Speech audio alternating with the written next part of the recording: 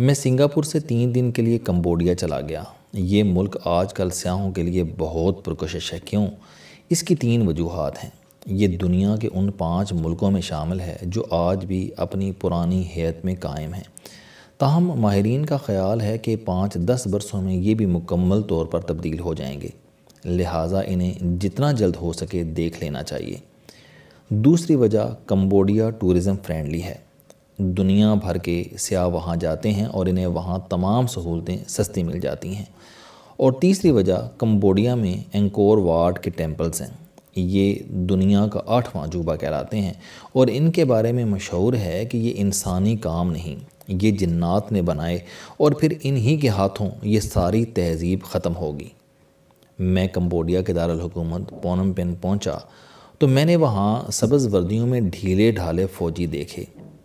ان کا گوروں کے ساتھ رویہ انتہائی شائستہ مگر ہم جیسے سیاحوں کے لیے ٹھنڈا تھا۔ امیگریشن کا سسٹم سلو اور پرانا تھا۔ یہ آج بھی پاسپورٹ پر واپسی کی چٹ لگاتے ہیں، چھوٹا سا کاغذ پاسپورٹ پر اسٹیپل کر دیتے ہیں اور یہ واپسی پر اتار لیا جاتا ہے۔ ایئرپورٹ پر غیر ضروری سوال بھی ہوتے ہیں اور کسٹم کا عملہ سیاحوں کو عقابی نظروں سے بھی دیکھتا ہے۔ میں بہرحال ایئرپورٹ سے باہر آیا تو سڑک پر درجنوں رکشے دیکھے۔ یہ لوگ انہیں ٹک ٹک کہتے ہیں اور یہ پورے ملک میں سواری کا سب سے بڑا سورس ہے۔ آپ کسی طرف نکل جائیں، آپ کو وہاں ٹک ٹک ضرور ملے گا۔ ٹک ٹک کی ایپ بھی موجود ہے۔ آپ ایپ کے ذریعے بھی رکشے بک کرا سکتے ہیں۔ زیادہ تر رکشے انڈیا اور فرانس میڈ ہیں۔ کرنسی بہت کمزور ہے۔ $1 کے 4000 رائل آتے ہیں، لہٰذا پورے ملک میں امریکی ڈالر کے ذریعے لین دین ہوتا ہے۔ عام فقیر بھی ڈالر مانگتا ہے اور آپ سے بڑا نوٹ لے کر ڈالر ہی میں چھوٹے نوٹ دیتا ہے۔ تمام دکاندار، ریسٹوران، ہوٹل، ایئرپورٹ اور عجائب گھروں کے ٹکٹ تک ڈالروں میں ملتے ہیں۔ بارگیننگ عام اور ضروری ہے۔ دکاندار 4-5 گنا زیادہ رقم مانگتے ہیں اور تھوڑی دیر کی تکرار کے بعد آپ کا سودا ہو جاتا ہے۔ لوگ مسکین اور عاجز ہیں۔ یہ لڑائی سے پرہیز اور سیاحوں کا خوش دلی سے استقبال کرتے ہیں۔ ہاتھ جوڑ کر ملیں گے، مسکرا کر بات کریں گے اور بارگیننگ کے بعد آپ کو چیزیں بھی فروخت کر دیں گے۔ میرا ہوٹل سینٹر میں دریائے میکونگ کے قریب تھا۔ یہ کمبوڈیا کا سب سے بڑا دریا ہے۔ چین سے بہہ کر کمبوڈیا اور پھر تھائی لینڈ چلا جاتا ہے۔ دریا میں کشتیاں بھی چلتی ہیں اور چھوٹے جہاز بھی۔ شہر میں ہر بونگ گرد و غبار، بارش، شور اور گندگی بھی تھی۔ پتہ چلا پونم پین میں بڑے لیول پر تعمیرات جاری ہیں۔ 50 منزل کے ٹاورز بن رہے ہیں، سڑکیں بھی کھلی ہو رہی ہیں اور دھڑا دھڑ مارکیٹیں بھی بن رہی ہیں، لہٰذا فضا میں گرد و غبار ہے۔ مجھے اگلے 2 دن تعمیرات کے مشاہدے کا اتفاق ہوتا رہا۔ میں رات کھانے کے لیے 25 منزلہ ٹاور کی روف ٹاپ پر گیا تو اونچائی سے شہر کو دیکھ کر حیران رہ گیا۔ دور دور تک بلند عمارتوں کا جنگل تھا۔ 50 منزلہ عمارتیں بھی تھیں اور یہ رات کے وقت جگمگ بھی کر رہی تھیں۔ پونم پین میں سینٹورس جیسی 3-4 درجن عمارتیں ہیں اور یہ آباد بھی ہیں۔ پتہ چلا کمبوڈیا آج کل دنیا میں بلیک منی کی پارکنگ کا بڑا سینٹر ہے۔ آپ بے شک $1 ارب لے آئیں، آپ سے کوئی سورس نہیں پوچھے گا۔ چنانچہ دنیا جہاں کی بلیک منی کمبوڈیا کی طرف دوڑ رہی ہے اور یہ دولت عمارتوں، سڑکوں اور مالز میں لگ رہی ہے۔ ملک میں بادشاہت بھی ہے اور جمہوریت بھی۔ بادشاہ نوروڈم سہمونی نے 2004 میں تخت سنبھالا اور یہ بے اولاد ہے۔ وزیر اعظم ہند سین نے 1998 میں اقتدار سنبھالا اور مسلسل وزیر اعظم چلے آ رہے ہیں۔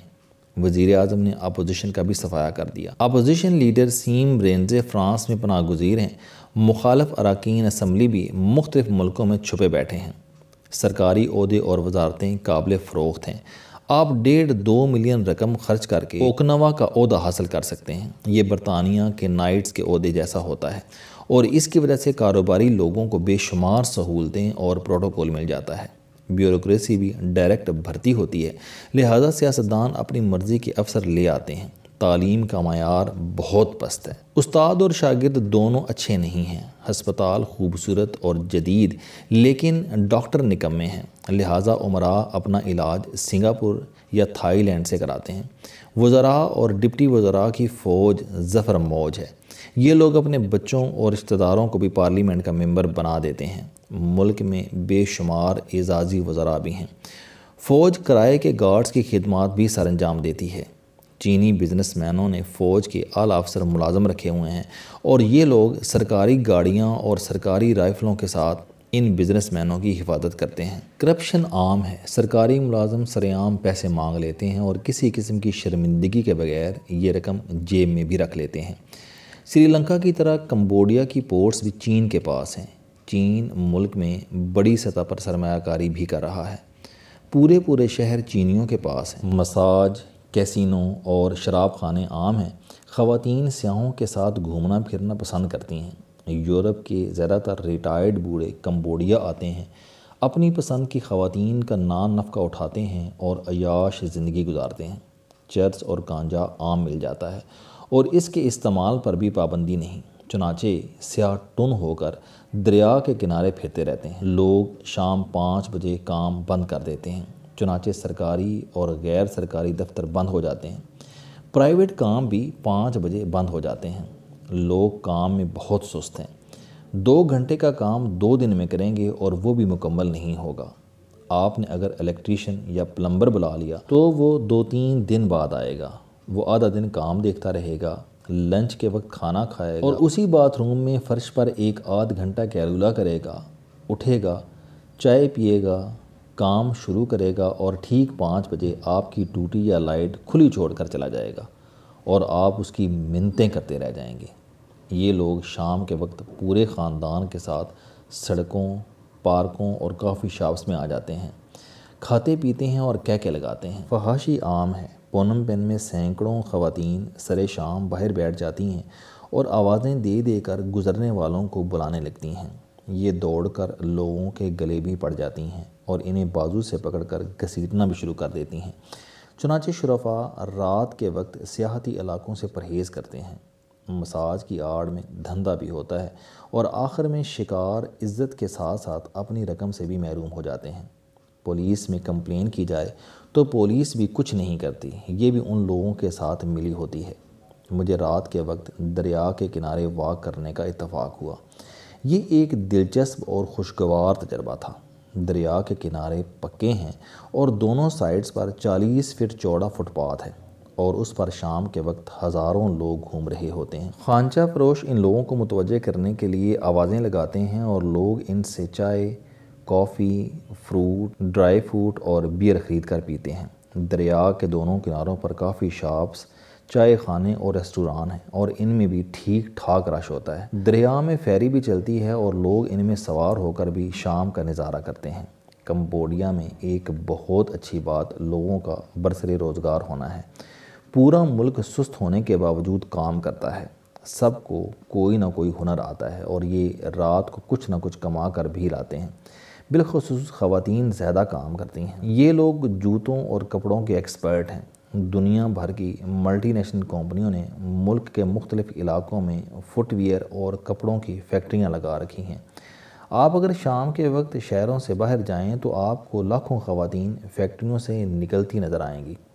خواتین گھروں میں رہ کر بھی کچھ نہ کچھ بنا کر فروخت کرتی رہتی ہیں۔ یہ اور کچھ نہ بھی کریں تو یہ شام کے وقت کھانا بنا کر باہر بیٹھ جاتی ہیں اور گزرنے والوں کو بیچ کر اپنا نان نفقہ چلا لیتی ہیں۔ تنخواہ بہت ہی کم ہے۔ لوگ $200 ماہانہ پر 24 گھنٹے کے ملازم ہو جاتے ہیں۔ چاول بہت اگتا ہے اور یہ ان کی بڑی ایکسپورٹ ہے۔ بدھ مت ہیں، لہٰذا بدھ کے مجسمے بنانے اور کچی مٹی کے برتن بنانے کے بھی ماہر ہیں۔ مسلمان 7% ہیں اور ان کی حالت بھی بہت پتلی ہے۔ کمبوڈین لوگوں میں بے انتہا قوت برداشت ہے۔ یہ ہر قسم کے حالات میں کسی قسم کا احتجاج نہیں کرتے۔ بے تحاشا مہنگائی ہے، ڈالر 4000 روپے کے برابر ہے اور پیٹرول، گیس اور بجلی پاکستان سے بھی زیادہ مہنگی ہے، لیکن ملک میں کسی قسم کا احتجاج یا بیزاری دکھائی نہیں دیتی۔ لوگ اس کے باوجود خوش ہیں۔ یہ لوگ دراصل کم میں خوش رہنا سیکھ گئے ہیں۔ پونم پین میں جینوسائیڈ میوزیم دیکھنے کے لائق ہے۔ میں دوسرے دن وہاں چلا گیا اور دل تھام کر بیٹھ گیا۔ السلام علیکم۔ آپ اسٹوڈنٹ ہیں، کوئی جاب کرتے ہیں، کاروبار کرتے ہیں یا پھر آپ گھریلو زندگی گزار رہے ہیں۔ اگر آپ اپنی زندگی کو بدلنا چاہتے ہیں تو اس چینل علم دوستی پر آپ زندگی میں کامیابی کے لیے جاوید چوہری صاحب کے موٹیویشنل، سوشل، سیلف ڈسکوری سے ریلیٹڈ اور صحت سے متعلق بے شمار کالم سن سکتے ہیں۔ میرا دعویٰ ہے کہ یہ چینل آپ کی زندگی بدل دے گا۔ اس چینل کا مقصد اچھی باتیں معاشرے میں پھیلانا ہے اور اچھی بات کو دوسروں تک پہنچانا صدقہ جاریہ ہے۔